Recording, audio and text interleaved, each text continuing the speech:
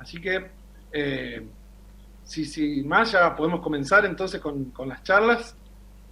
Así que, Pino, la verdad que es un gusto poder tener aquí y tener este desafío de charlar contigo. Y como para arrancar un poco, digo, eh, ¿qué desafío uno encuentra al ser embajador ante la UNESCO, ¿no? Ante un organismo que de su fundación viene con los objetivos de la post-Segunda Guerra Mundial, propiciar la paz y la comunidad de los pueblos y las naciones, y en este caso con tu experiencia como un luchador también en pos de esto y de los valores culturales que nos imponen. Bueno, mis primeras palabras son de agradecimiento a ustedes que, que me dan esta ocasión de comunicarme con el queridísimo pueblo enterriano, de donde viene la rama de los Solanas. Sí. Mi bisabuelo fue el primer Solanas que llegó en 1854 y se radicó en Entre Ríos, venía de Barcelona, hizo 12 hijos, además de una gran fortuna, sí, un verdadero colonizador, este bisabuelo Solano. Volvió a Barcelona, murió en Barcelona. Bueno, volviendo al tema, les agradezco esta llamada y el placer y el honor de estar compartiéndolo con el presidente de la Comisión de Salto Grande, Benedetto. Muchas gracias, Prieto, y muchas gracias, señora, por la presentación. Bueno, esta pregunta me la han formulado muchas veces. La UNESCO es una organización con 192 participantes. Se retiraron 3 en las últimas décadas. Gran Bretaña de Thatcher, en los años 80, consideró que el Reino Unido no podía estar sometido a las dictaduras de las mayorías. Abandonó la UNESCO. Hace pocos años, Donald Trump hizo lo mismo y lo siguió también el Estado de Israel. No sé si en este momento somos 189, 190. Es una enorme institución, como son las de las Naciones Unidas, pero con las décadas que han pasado, piensen que esto nació en noviembre de 1945 con el fantasma de la tragedia de la guerra y de las bombas de Nagasaki y Hiroshima. La constitución de la UNESCO, como bien decía acá Federico, marca los objetivos que eran, a través de la cultura, la educación y la ciencia, ser puentes que aporten a la paz y al bienestar general de la humanidad. Con esos objetivos, se podrán imaginar, tan amplios, casi todos los proyectos pueden encuadrarse, si hay voluntad de encuadrarlos, en la UNESCO. Pero con el correr de los años, debo decir que la UNESCO se fue quedando sectorizando o sectarizando su mirada. Y entonces se empezó a reducir a la celebración de efemérides o aportar al descubrimiento de la memoria cultural, etcétera, etcétera, que son tareas importantes que no se hacían, pero no son todas. Si bien no hay guerras mundiales, hay guerras de baja intensidad, con ejércitos que ya no llevan uniformes de sus países, o guerras sin ejércitos, con drones y con misiles. Pero las otras guerras más atroces, que a veces no se ven, mejor dicho, no se las quiere ver, la primera de ellas es la guerra contra la pobreza. Este mundo absolutamente rico sigue teniendo millones de muertos a causa del hambre y la sed por año. Pues claro, esto son cosas que mejor no las hablemos o ya sabemos y pasamos al costado. Esto es muy grave porque, fíjense, el planeta está cada vez más rico, El problema es que esa riqueza está injustamente repartida. Si en los años 90 informaciones de organismos de las Naciones Unidas nos decían que el 20% de la población del mundo aprovechaba o se quedaba con el 80% del PBI mundial, digamos, en estos 20 y tantos años transcurridos, esta brecha se ha agudizado. Lejos de haberse moderado, no, se ha profundizado. Hoy, el 5% de la población mundial maneja el 95% del PBI del planeta. Entonces, esto es realmente impune, ¿no? Esto es inmoral, esto es algo inadmisible, porque son millones los chicos que mueren y millones, son decenas de millones de chicos o cientos de millones que jamás fueron o irán a la escuela o un médico les tomará, en fin, los revisará. En fin. Entonces, yo he venido a la UNESCO, para hacerlas breve, en representación del gobierno que nosotros, en fin, que es mi gobierno y trabajamos para constituir ese gran frente de todos. Me siento muy honrado cuando me propusieron que viniera a la UNESCO. Yo acá en Francia tengo mucho conocimiento y se me conoce porque yo he hecho 16 largometrajes y creo que 12 o 13 están hechas en coproducción con Francia. ¿Y por qué? Bueno, entre otras razones, porque en las épocas de la dictadura, los muchachos de mal carácter me vinieron a buscar 3 veces. Pude salir del país, recalé en España, pero no había nada que hacer, no se conseguía trabajo. La ola de exilados uruguayos fue la primera, después vino la de los exilados chilenos, y cuando llegó la ola de los argentinos en el 76, Dios me libre, dijeron los españoles, basta de sudamericanos. No, estoy bromeando un poco, pero no había, muy difícil trabajar en España después de tanto sudamericano que había llegado. Y fueron los franceses los que me dijeron, los amigos franceses, los que me dijeron, no, vos tenés que venir a Francia, te vamos a ayudar, y así fue.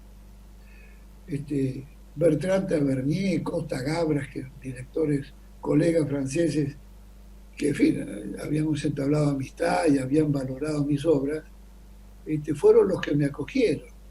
Y el documento más preciado que busca un refugiado o un exilado es la carta de residencia cuando llega a un país. Y yo obtuve, gracias a ellos, carta de residencia que me permitió tener un trabajo en Francia, me permitió hacer docencia en el Instituto Audiovisual, bueno, traer mi familia, todas estas cosas, dar un poco de estabilidad y de seguridad a esos años. Entonces yo conocí a Francia y todos los años vengo, y mis hijos, buena parte de su formación la hicieron aquí, y sigo manteniendo grandes lazos con ellos. Inclusive había hecho colaboraciones con la UNESCO en la época en que el secretario general de la UNESCO era el español Federico Mayor. Bueno, Fernández me dijo, Alberto me dijo, mirá, podés hacer mucho vos por las relaciones que tenés, etcétera. Me pareció muy bien. Yo había sido electo diputado nacional. Encabecé la lista de diputado nacional por la capital federal. Pero bueno, después lo que fue, nadie previó que en lugar de haber salido en los primeros días de marzo, porque en febrero fue la Comisión de Acuerdos del Senado, antes que te nombre el Poder Ejecutivo, a los embajadores los nombra el Poder Ejecutivo, como a los jueces, magistrados, etc. Los nombra el Senado. Mejor dicho, los propone el Senado al Poder Ejecutivo. La Comisión de Acuerdos, todos los bloques, en fin, me apoyaron, me felicitaron, etcétera, y pensaba que en los primeros días de marzo se firmaba el decreto. Pero empezó a estallar la pandemia, se hizo muy dura en Europa. Febrero fue durísimo Italia, España, Francia el brote, y para el 15 de marzo no me pude ir, porque además apareció la cuarentena en Buenos Aires. Estaba cerrado Francia para los que veníamos del sur, y tampoco se suspendían los vuelos, todo esto. Me quedé hasta julio. Yo recién llegué el 15 de julio. Por supuesto, gracias a la tecnología nueva que estamos ahora aprovechando, yo hablo desde París y ustedes, compañeros, están hablando desde Entre Ríos. Esto es impensable. Así que gracias a eso, en estos meses hemos tenido comunicaciones insólitas. Yo estando en Buenos Aires, estuve en la organización junto con Tristán Bauer, el ministro de Cultura, y Nicolás Trota, el ministro de Educación, a un Zoom mayúsculo con 150 ministros de Educación y Cultura en la UNESCO, a través de la UNESCO. Todo a través de Zoom, ¿eh? Una cosa increíble, fue una conferencia, duró una mañana, pero nadie habló más de 3 minutos o 4. Bueno, en síntesis, he venido trayendo las ideas de nuestro gobierno, por supuesto. Recordemos que de los primeros proyectos que sacó el gobierno de Fernández fue la campaña contra el hambre. Ya en el mes de diciembre habían lanzado esto, se formó un consejo contra el hambre, no sé si es el nombre exacto en este momento, pero bueno, yo he venido aquí para tratar de conseguir lugar a tocar una suerte de campana, mejor dicho, más modesto, campanita, porque esto es muy grande. Cualquier pretensión de cambiarle el rumbo a la UNESCO puede ser un acto de soberbia, pero poco realista. La UNESCO en estas décadas, como un gran elefante, pobrecito, en algún momento tuvo que empezar a dormir y descansar y dormir su siesta. El elefante de la UNESCO todavía duerme su siesta por la colisión de tantos intereses que están acá adentro. Eso hace que hemos presenciado debates en el Gran Consejo, en la Asamblea, y se debate una coma, se debate una preposición. Y uno puede decir, ¿cómo puede ser posible que durante 1 hora y media estemos discutiendo esto cuando hay problemas gigantescos en el mundo? Pero es así. La UNESCO es un ente, como todos los de las Naciones Unidas, hiperburocrático, donde cada paso que se da es controlado, mirado y aprobado o no rechazado por todos. Es decir, hay que conversar mucho, hay que entablar puentes con los otros. A pesar de que yo llegué en pleno verano, me di a la tarea de los embajadores que se habían quedado aquí, de visitarlos, saludarlos, decirles, tenemos que trabajar juntos, no tenemos la veleidad de encabezar nada, pero traemos ideas. Y entre esas ideas que traemos, son proyectos que toquen un poco la campana, que despierten un poco al elefante que duerme, y que le diga, elefante, tenemos la guerra contra el hambre, hay que dar batalla contra la otra gran amenaza de la humanidad, que es el cambio climático. No lo queremos ver venir, pero ahí está California hoy incendiada. Hace 15 años, cuando yo estuve en California, o 20, ya se sabía que se iba a incendiar y las fallas. Pero el calentamiento global está quemando los bosques, está profundizando la desertificación y por lo tanto las hambrunas, y donde hay hambruna hay migración, ¿eh? Y bueno, y además el nivel de las aguas.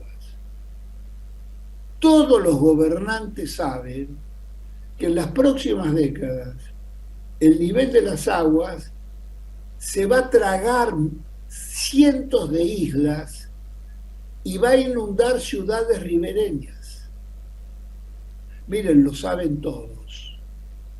Yo presidí la Comisión de Ambiente Sustentable del Senado, porque fui senador hasta diciembre, durante 6 años, organizando debates con invitados extranjeros y nacionales. Todos los meses hacíamos 2 debates, etc. Presentamos muchísimos proyectos. Pero esa comisión que yo presidí y que se enriqueció con la visita de muchos, y los debates siempre habían representantes de las distintas corrientes, rara vez tenía quórum. La conciencia de los senadores era tan importante que negaba el cambio climático, y yo he tenido por año, no sé si a veces 4 quórum en el año, 5. Cuando yo le digo esto, quiere decir que se amontonaban decenas o cientos de proyectos de senadores de todas las tendencias, pero al no haber quórum no se podían firmar. Bueno, en fin, son cosas menudas, pero quiero decir que el tema del cambio climático, el calentamiento global, la emisión de los gases de efecto invernadero que producen las matrices energéticas contaminantes que todavía son mayoría en países como la Argentina. Más del 90% de la energía se produce con energía, quemando gas, una aberración, quemar gas para producir electricidad. Ahí nomás, enfrente de nosotros, está este pequeñito país que es Uruguay, y el 75% de la electricidad Uruguay hoy la produce con energía eólica o fotovoltaica, y piensan llegar en 3-4 años al 100%. Nosotros estamos contracorriente. Por supuesto, siempre están dispuestos los mandatarios a poner el gancho, la firma, en grandes acuerdos internacionales, viene Obama, viene Xi Jinping, pero de vuelta a casa, todo el impulso a las energías fósiles. El modelo argentino es una verdadera aberración. Yo soy uno de los críticos eternos del modelo energético nacional.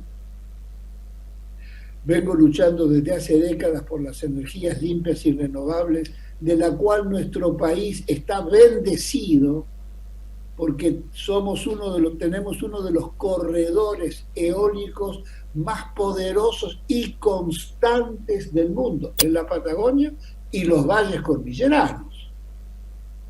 Y después tenemos un potencial de energía fotovoltaica extraordinario en la Puna de Atacama.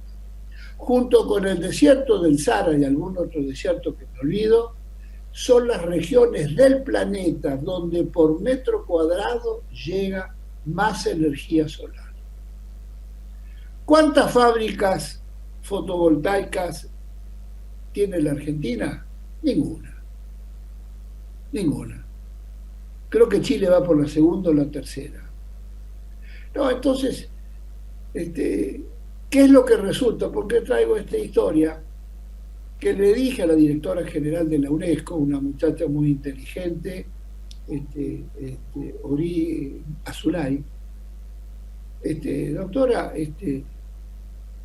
el año 15, el 2015, se realizó la COP21 en París.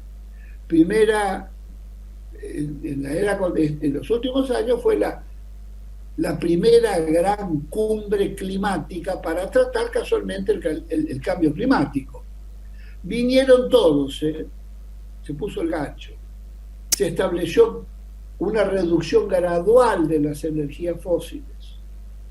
Se las hago cortas porque si no es larguísimo esto. Ahora, miren, por supuesto vino Macri, firmó. El año 16 no se cumplió. Y es más, fue el más caliente de la historia. Y el año 17 fue el más caliente de la historia. Y por primera vez el continente de Groenlandia derritió la capa de hielo y mostró su piel.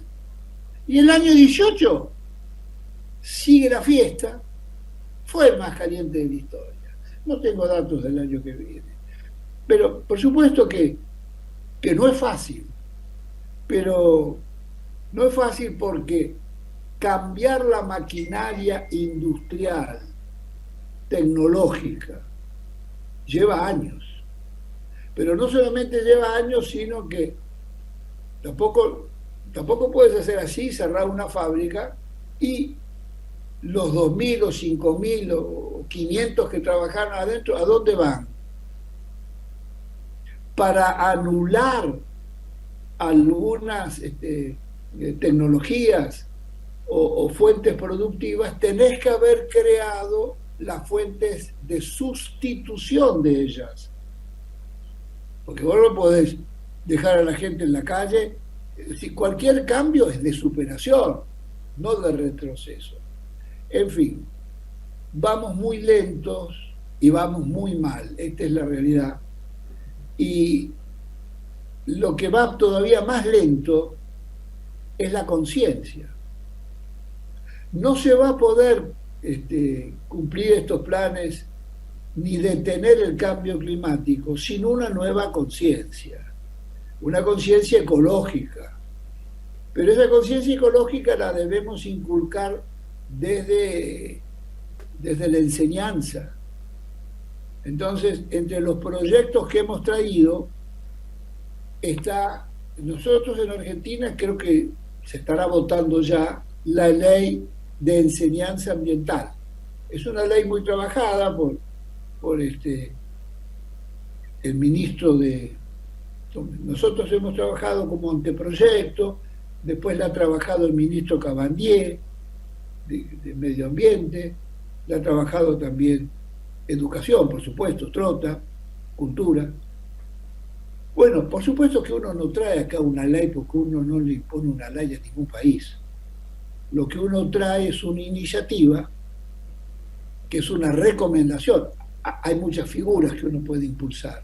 En este caso, es una recomendación en el máximo nivel a todos los países o todos los gobiernos de hacer su propio proyecto de educación ambiental, para que desde la juventud uno se vaya formando en la idea de que no se trata de consumir y tirar y acumular millones de toneladas de basura, que después no se sabe a dónde van, sino de consumir lo necesario y consumir en el buen sentido, ¿no es cierto?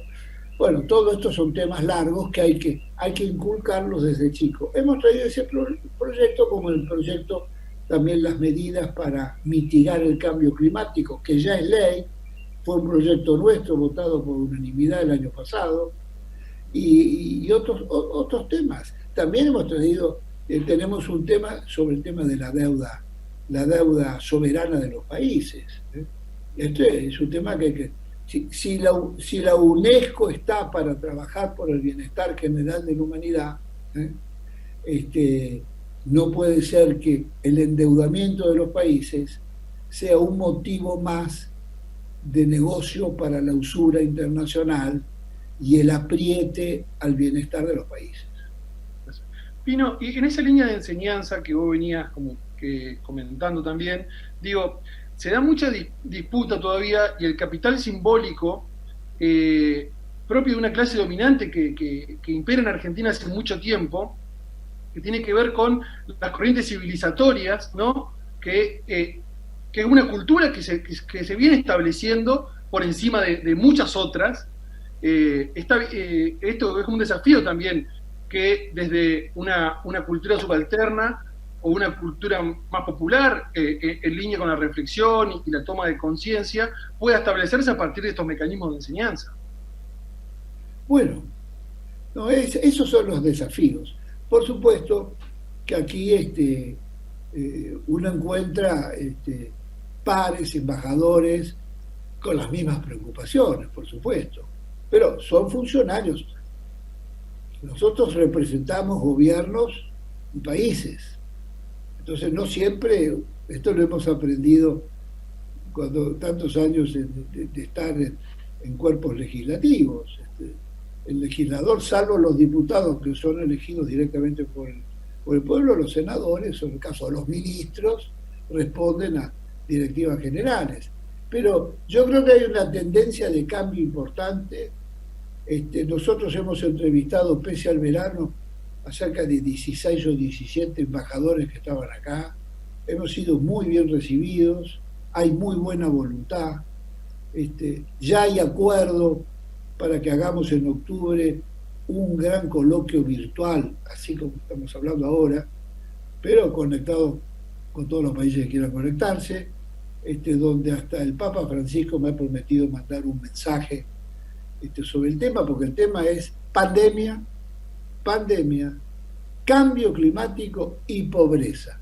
Los tres temas están imbricados. Y en esa línea, digo, el rol del patrimonio, ¿no? Que la UNESCO ha trabajado mucho también a lo largo de su historia en términos de la vida y la memoria de los pueblos, ¿no? Que no se vean desplazadas tampoco ni olvidadas. No, claro, ese es un rol importante que ha cumplido la UNESCO y que no siempre es fácil conseguir lo que uno quiere tampoco, porque también en estos grandes organismos no prima la sensatez o la mirada humanística solidaria entre todos, no. Es un organismo con 190 países, con directivas distintas, y las mezquindades son brutales. ¿Me entiendes? Si no sacamos esto, yo tampoco voto aquello, y todas esas cosas que existen. Bueno, como yo ya vengo de 3 mandatos legislativos, en fin, no me sorprende nada todo eso.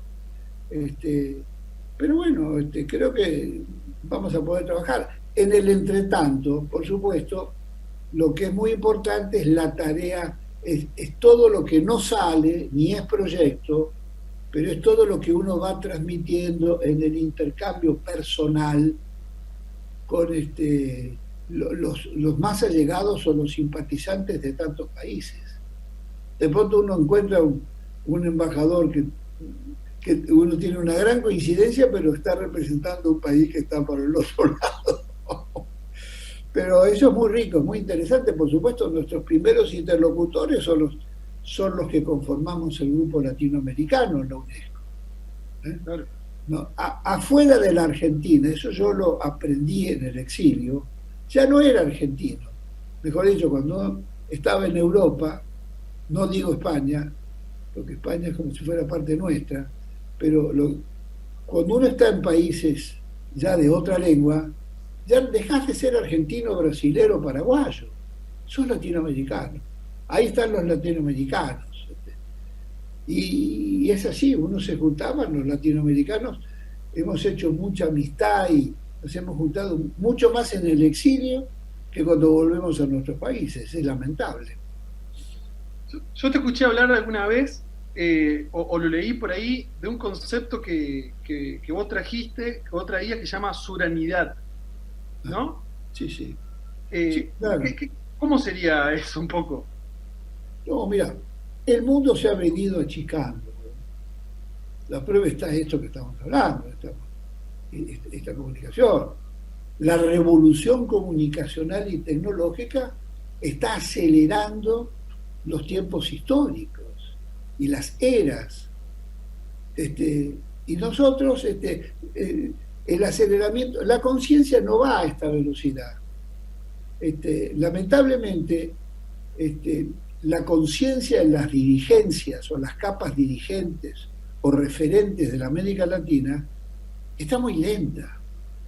Sin lugar a dudas, Latinoamérica es la séptima civilización, es la civilización emergente.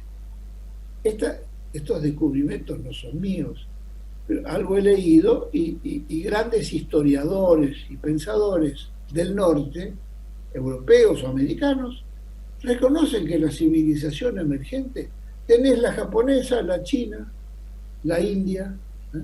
La cristiana ortodoxa, la rusa, tenés la musulmana, tenés la occidental cristiana, y América Latina sí, somos hijos del mestizaje cultural. Somos hijos de sucesivos procesos civilizatorios que empezaron con el impacto violento, el genocidio de la conquista, pero con el transcurrir de los siglos se produjo el mestizaje cultural y el mestizaje humano. Acá estamos, algunos recuerdan, molestando a muchos otros, que a pesar de que lo niegan, se niega, más del 50%, casi el 60% de los argentinos, tenemos sangre originaria, sangre india. En general, ¿y qué pasaba? No, claro, igualmente también hay componente negro. No, pero los negros murieron todos con la peste amarilla y la guerra del Paraguay. Puede ser que en el Paraguay hayan muerto una gran mayoría de negros, hombres, pero las mujeres siguieron viviendo y siguieron naciendo hijos. Entonces, el mestizaje cultural no es el límite, es la riqueza de nuestra formación cultural. Esto que nos ha debilitado por momentos, la colonización cultural, que todavía tiene una enorme influencia en la capa dirigente argentina, la colonización cultural, no se hace nada sin estar mirando al norte. Hoy es Estados Unidos, el faro. No, bueno, es ese cosmopolitismo que es un componente que nos ha debilitado, pero por otro lado nos ha enriquecido muchísimo. Y acá ha surgido además la riqueza. ¿Por qué somos una civilización? No solamente porque hay un grandísimo pueblo de cientos de millones de habitantes, pueblos hermanos, y un primo hermano que son los brasileros. Las diferencias lingüísticas, somos ibéricos. Entonces seguramente podríamos decir somos Indo-Iberia. Fueron los ibéricos que invadieron y estaban acá los pueblos originarios o indios. Pero hoy somos otra cosa. Después le pondremos el nombre. Somos el sur. Yo levanto la idea del sur. ¿Por qué la idea del sur? Y porque me parece interesante que además de la ubicación territorial geográfica, que somos el sur, acá en Europa dicen nos vamos al sur y cruzan el Mediterráneo y llegan a Argelia, que está arriba del Ecuador, pero es el sur. O vamos al sur y van a Marsella. Entonces nosotros somos el sur. Y el sur, a través de estos siglos, vamos para ir al sexto, de este proceso de mesturaje, bueno, ha surgido acá, han surgido componentes que son originales, son nuevos. La manera del ser latinoamericano es muy distinto del norte. Nosotros somos abiertos, es más el componente imaginativo y fantasioso quizás que el racional, o ha buscado su justo medio. Uno lo ve en la cultura, en las maravillas que ha dado la cultura latinoamericana. Cuando una civilización o unas naciones son capaces de producir lo más refinado que existe, mezcla entre imaginación y racionalidad, que es la literatura. No hay literatura en el mundo más poderosa que la latinoamericana. Y quizás por eso hemos dado desde de los ascéticos y barrocos, Rulfo, o Borges, Memoria Literaria del Universo, a los Marechal, Carpentier, en fin, y tantos otros, Guimarães Rosa, tantos otros. Bueno, nosotros tenemos entonces una cultura extraordinaria, tenemos una música popular extraordinaria que el alma de los pueblos se manifiesta sobre todo en la música popular, poetas extraordinarios, y tenemos teatro, es una cultura esta, y vemos el universo, lo vemos de manera distinta. El cielo que vemos en el sur del Ecuador, es distinto al cielo que ven los del norte. En definitiva, hay tradiciones culturales e ideas, y si vamos al derecho internacional público, nosotros nos regimos por tres grandes doctrinas, que son las columnas de la unidad, de la construcción de la patria grande inacabada, la patria grande de Artigas, la patria grande de los caudillos latinoamericanos. Por supuesto, San Martín Bolívar, Artigas. Bueno, nosotros tenemos la doctrina Calvo, la doctrina Drago y la doctrina Estrada, que dice, la unidad latinoamericana, sí, pero vamos a poner estas tres doctrinas como bases de nuestra construcción. No injerencia en los asuntos internos de las naciones. Respeto a la integridad territorial de las naciones. Y autodeterminación de los pueblos. Seguramente me estoy olvidando de otras cosas, pero eso es básico, lamentablemente todavía esta conciencia, hoy el planeta se acerca a aquello que tanto hablaba nuestro gran maestro, Juan Domingo Perón. Ese gran maestro nos decía, mire muchachos, no se peleen por bolitas, vamos hacia el continentalismo. Che, ¿qué es el continentalismo? El continentalismo es la unidad de la patria grande.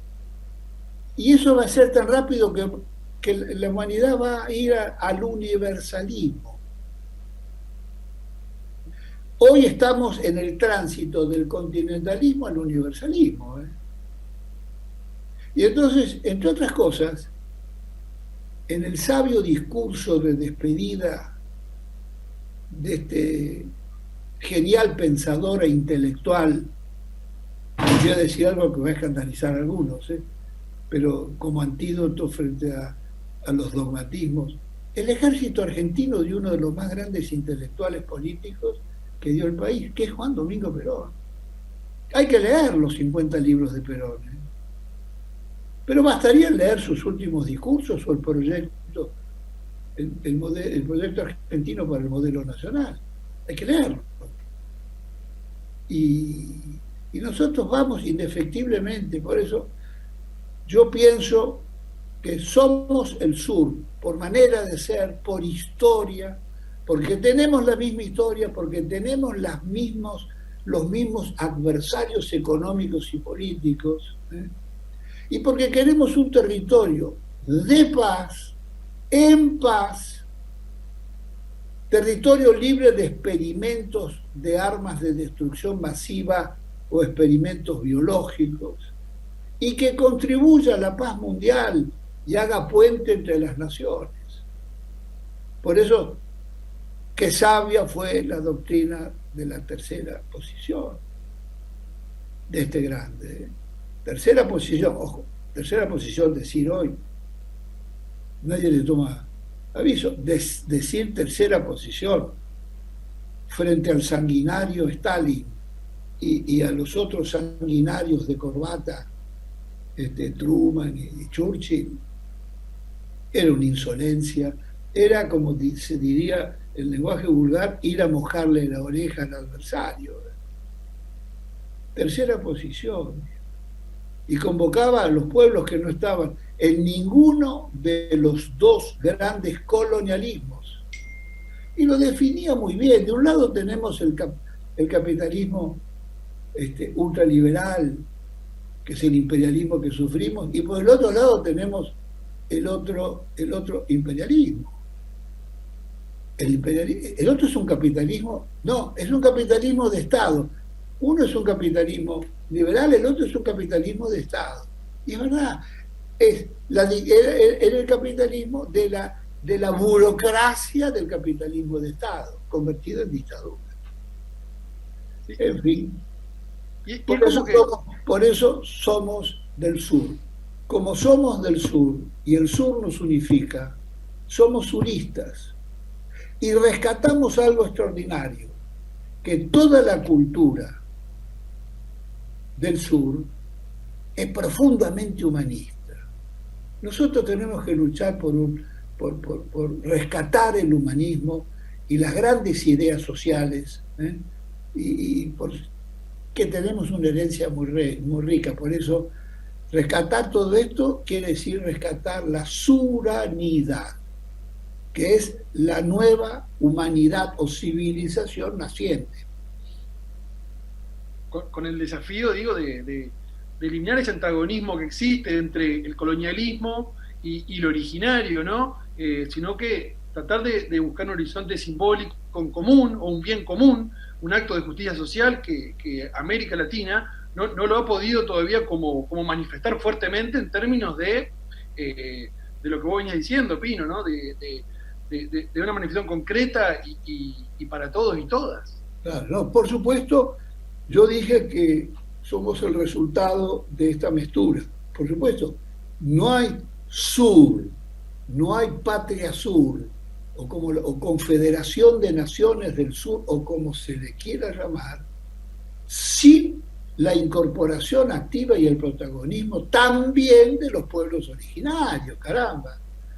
Yo he luchado toda mi vida por esto y fui vicepresidente de la Comisión de Nuevos Derechos en la Reforma Constitucional del 94 en Santa Fe, y una de mis grandes satisfacciones es que pudimos colocar el primer artículo de reconocimiento de los derechos de los pueblos originarios, que está en el artículo 75 de las obligaciones del Congreso, inciso 17.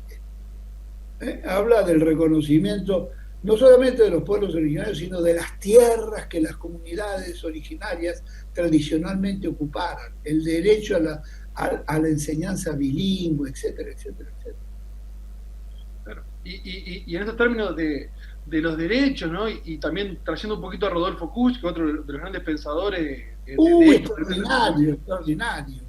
Bueno, digo, en esto de los derechos culturales, la necesidad que tiene las comunidades de hacer pie en sus propios lugares, de no sentirse desplazadas, pero también para el ejercicio de su propia ciudadanía en el lugar donde está, que fortalezca también el aumento, fortalezca más democracia, ¿no? Que haya más participación en términos de las tomas de decisiones y el destino que quieren los estados suramericanos. No, totalmente de acuerdo, totalmente de acuerdo. Además, yo agregaría que tampoco hay defensa ambiental o ecológica sin la incorporación activa de los pueblos originarios. Los pueblos originarios ya parten con una idea madre, ¿no es cierto? Que es la madre tierra. No es la naturaleza, no, nosotros somos parte de la naturaleza. No, todas estas cosas son las que... Pero todavía impera la hipocresía, la mentira y el cinismo. ¿Me entiendes? Porque en el año 94, como acabo de decir, se votó ese artículo. Y bueno, en el año 2006, hubo que votar una ley para impedir los desalojos de los originarios de las tierras que ocupaban. Habían pasado 12 años y era, creo que el 5% de títulos se había entregado.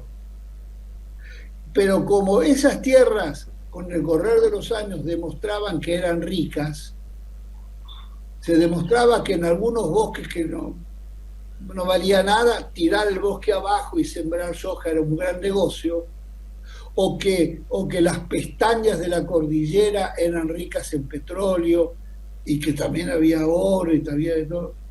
Y entonces los negocios paralelos de los gobernadores y de y de las burguesías provinciales hicieron sus negocios escriturando tierras que eran de los indios y los fueron desalojando.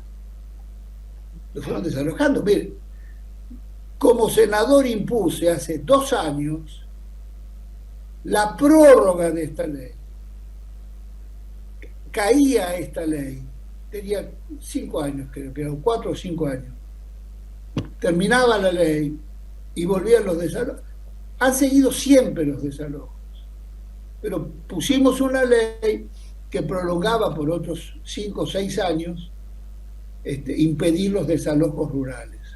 Pero esos desalojos existen. ¿Cómo existen? Vienen las topadoras, tractores con cadenas, y parece un terremoto en la tierra, hay que estar para oírlo. Yo lo he oído y lo he filmado. Y voltean árboles de cientos de años y barren los bosques, y 15 días después están limpiando ya ese campo y están sembrando. Eso sigue existiendo. La ley de bosques se ha cumplido muy minoritariamente, porque después de los negocios en las provincias. Hay que preguntarle a este muchacho Urtubey, que durante su gobernación en Salta se siguió volteando bosque. Yo, Pino, también digo, otro tema. Al voltear el bosque, te estás llevando adelante, estás volteando a los originarios. La primera gran secuencia de mi película, Viaje a los Pueblos Fumigados, es llegar al corazón, la primera secuencia, al corazón de un bosque, de una comunidad que está rodeada de topadoras prácticamente, y le pasan los aviones fumigando por arriba. Tienen que irse o son exterminados por las fumigaciones aéreas. Y van a la periferia de las ciudades. Son formas del silencioso genocidio. No, Pino, que otra cosa digo, que hace 2 años, más o menos por esta fecha creo que fue, que se dio el debate otra cosa que tiene que ver con lo cultural también, pero hace 2 años se dio el debate por la interrupción voluntaria del embarazo, y vos eras senador, y muchas mujeres del movimiento feministas escucharon tu discurso, y creo que la fuerza del movimiento de mujeres también está generando un cambio de paradigma importante en términos de las prácticas culturales que se desarrollan y que son un modelo a seguir. Y digo, ¿cómo puede también otros movimientos copiarle a esta iniciativa para generar cambios paradigmáticos? No, y bueno, demuestra que se puede. Demuestra que se puede. Son temas, hay temas que cruzan todas las fuerzas políticas. En las fuerzas políticas hay ciudadanas y ciudadanos de distinto credo. Y ¿me entiendes? No todos tienen el mismo origen. Si yo soy senador o legislador, represento a todos los que me votaron, sin preguntarle de qué religión es o qué piensa. ¿Me entienden? Los que han votado un programa y una serie de ideas que uno ha expuesto, pero después hay otra serie de concepciones que hacen a lo individual y personal de cada uno, que uno no lo debate esté en juego en una campaña electoral. Yo fui elegido para ser senador de todas las mujeres y hombres que me votaron en la ciudad.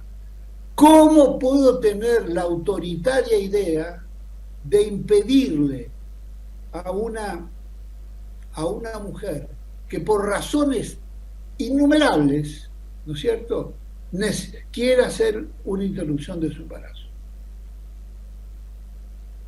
Yo puedo pensar lo que quiera, pero ella piensa distinto. Yo tengo que respetarlo eso. Vamos al grano. Italia. La ley italiana de interrupción del embarazo dice por razones morales, de trabajo, psicológicas. Mirá vos las cosas que pone.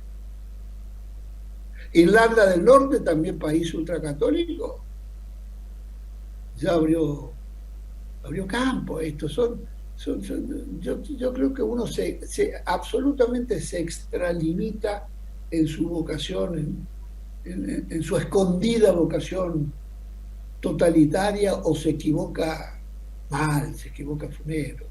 Hay que respetar al otro, en serio, hay que respetarlo. No, yo defendí a viva voz esa noche. Bueno, no se votó, pero bueno. Política pública, no se trata de... No, el disparate es pensar, nadie está por el aborto, déjense de bacana. Estamos hablando si puede haber una política de salud pública que permite en el hospital público a quien lo necesita, por X razones, hacer una interrupción del embarazo.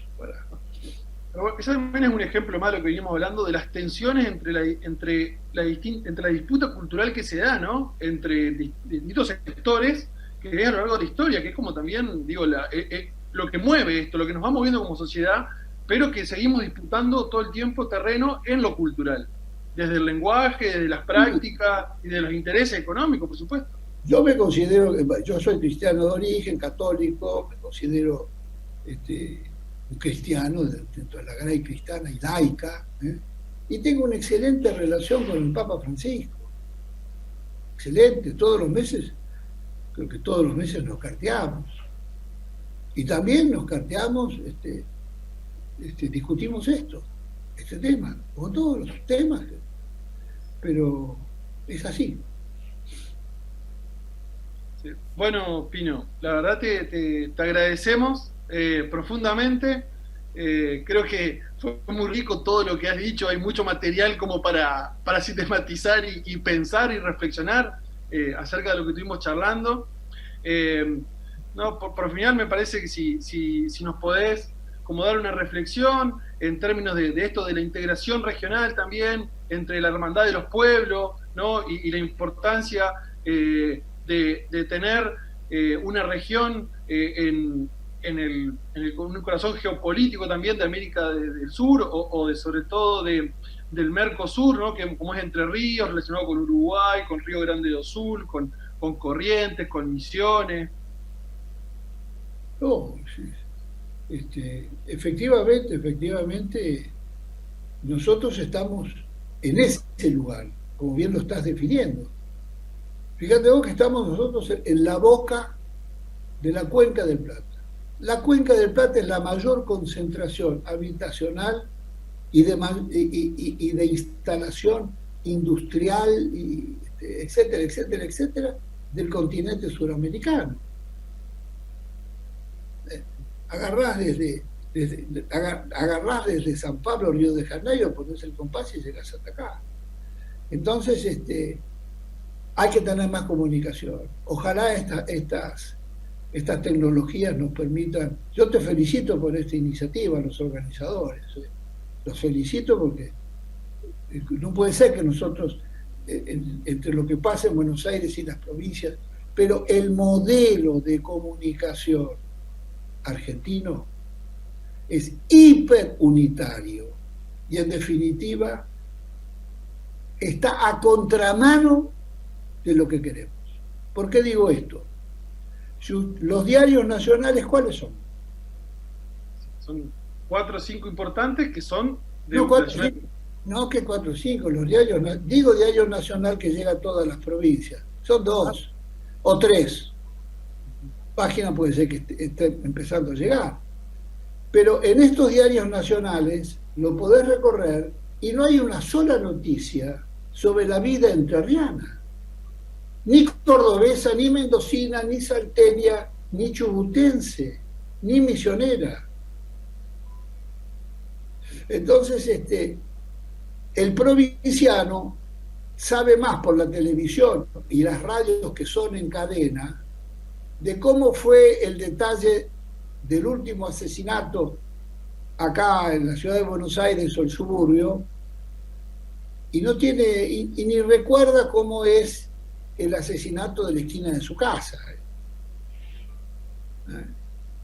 Entonces es gravísimo eso. Ese modelo es un modelo de colonización, ¿eh? Es la desvalorización de la vida provincial, ¿eh? La anulación de la vida provincial. Es unida de la comunicación, pero no está a la vuelta. Los diarios nacionales deberían tener diariamente un sector del diario para cada una de las provincias, de qué es lo que pasa, o no pasa nada en un día en una provincia. Pasan las mismas cosas que pasan en la capital federal. Hay medidas gubernamentales, hay reacciones, hay protesta, hay simpatía, hay hechos culturales. Entonces hay mucha declamación de federalismo, pero vamos a acabar con el unitarismo y el dominio injusto de porteños sobre el resto del país cuando se aplican ciertas cosas. Y cuando, fíjense, reforma constitucional del 94, cláusula transitoria final, hay 2 o 3. Una es Malvinas y otra es, antes de los 24 meses, deberá convocarse a la segunda ronda de coparticipación federal. ¿Me escucharon lo que dije? Antes del fin del año 96 se debía convocar a la segunda ronda de la coparticipación federal. La coparticipación federal, si no me equivoco, la primera ronda fue en el 89 u 88. Nunca más hasta hoy. ¿Me escucharon? Hay discursos federales. Sinceremos el discurso. Y desde abajo hay que batir el parche. El fuego para calentar, muchachos, debe ir siempre de abajo. Bueno, Pino, muchísimas gracias de todo corazón. Te agradecemos este espacio y nada, a disposición de lo que necesite de estas tierras también, como para seguir reflexionando, seguir actuando en pos de un futuro mejor. Intercambios por sur o presenciales, que son todavía mucho más ricos. Yo te agradezco mucho, Federico, y agradezco mucho la presencia de acá de don Luis Benedetto y la señora que hizo. Gracias. Y que se repitan estas cosas porque son muy gratas. En las próximas semanas nos va a estar acompañando Belén Igarzábal, que es la directora del área de comunicación y cultura de Flaxo, de la Facultad Latinoamericana de Ciencias Sociales para Argentina. También va a estar Gilberto Gil, ex ministro de Cultura de Brasil, durante la presidencia de Lula, sí.